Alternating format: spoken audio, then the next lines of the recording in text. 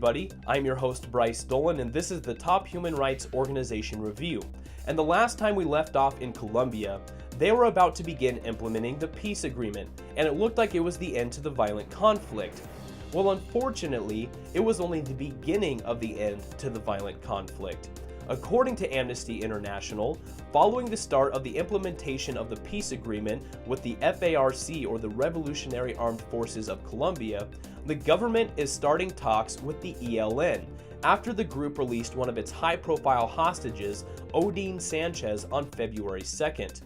Now, a spike in the number of human rights activists killed in the last month highlights the continuing dangers faced by those exposing ongoing abuses, said Amnesty International, as the much-delayed talks with the National Liberation Army, or the ELN, get underway in Ecuador. The organization is calling on the government to immediately provide effective protection to at-risk human rights defenders after at least 10 were killed in January alone, nearly double last year's monthly average. The peace process in Colombia is a bright light at the end of a long and dark tunnel that has already brought some tangible benefits to many Colombians. However, unless the killings of activists stop, this will leave an indelible stain on any resulting peace accord, said Erica Guevara Rosas, America's director at Amnesty International.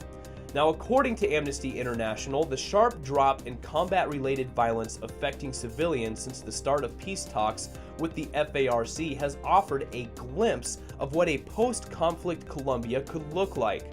But the rise in killings of community leaders, land rights, and environmental activists, with around 80 killed last year, as well as reports of increasing paramilitary activity in regions such as Urabá in the northwest, could undermine such gains. So, unfortunately, this peace agreement between the FARC and the government hasn't exactly smoothed everything over in Colombia. Human rights activists, environmental activists, and land rights activists are still being targeted as they're trying to expose ongoing abuses.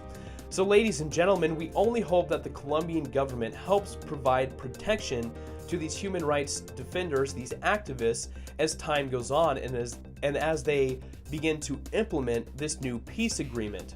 Now, we only hope that this peace agreement would really level out a lot of this violence towards human rights activists, but unfortunately, only time will tell. And we'll keep you up to date on this story as information becomes available, and we'll keep following this until Colombia finds peace. Now, ladies and gentlemen, if you want to look into this story yourself, you can find the link I've provided for you below in the description.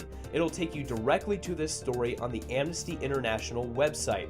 Now, make sure you subscribe to our YouTube channel. That way you can get notified every time a new video is posted. Give our Facebook pages a like and follow us on Twitter. But that does it for your Top Human Rights Organization Review.